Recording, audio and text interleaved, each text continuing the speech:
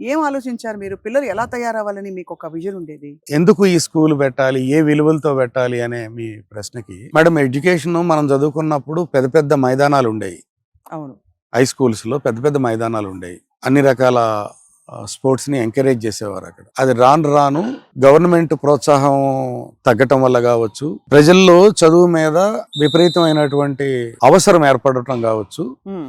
Private education అనేది బాగా establish అయ్యింది. అది ఏమైందంటే, ప్రైవేట్ ఎడ్యుకేషన్ ఎట్లా వచ్చేసిందంటే, ఈ పరిస్థితిలోంచి రాను రాను ఒక కాంక్రీట్ జంగిల్ లాగా, మీరు ఇంట్రడక్షన్ లో చెప్పినట్టు కాంక్రీట్ జంగిల్ లాగా అయిపోయి స్టాండ్ అలోన్ బిల్డింగ్స్ లో మాత్రమే పాఠాలు చెప్పడం అనేది స్టార్ట్ అయిపోయింది. అది కూడా 50 నుంచి 60 మంది ఒక చిన్న క్లాస్ రూమ్ లో పెట్టి, ఒక 20,000 30,000 ఎస్ఎఫ్టీ స్టాండ్ అలోన్ బిల్డింగ్ లో సుమారు 1000 నుంచి 1500 మంది పిల్లలను పెట్టి సరైనటువంటి మౌలిక సదుపాయాలు లేకోకుండా ఎస్టాబ్లిష్ అవుతున్నాయి. ఇది కాదు విధానం. దీన్ని ఏదో ఒక రకంగా మనం కూడా ఒక మంచి ఇన్ఫ్రాస్ట్రక్చర్ దీంట్లో మంచి వాల్యూస్ తోటి పిల్లలు ఆడుకునే విధంగా, పాడుకునే విధంగా, క్లాస్ రూమ్ ని ఎంజాయ్ చేసే విధంగా డిజైన్ చేయాలనే ఉద్దేశంతో ఇన్ఫ్రాస్ట్రక్చర్ కి ఇంత వాల్యూ ఇవ్వడం జరిగింది. ప్రతి ఎలిమెంట్ లోనూ ఇన్ఫ్రాస్ట్రక్చర్ కి మేము వాల్యూ తీసుకుంటాం మేడం. ఈ గ్రౌండ్ ప్రిపేర్ చేయాలన్నా, బాస్కెట్బాల్ కోర్ట్ ప్రిపేర్ చేయాలన్నా, అన్ని స్టాండర్డ్ మెజర్మెంట్స్ అన్ని తీసుకుని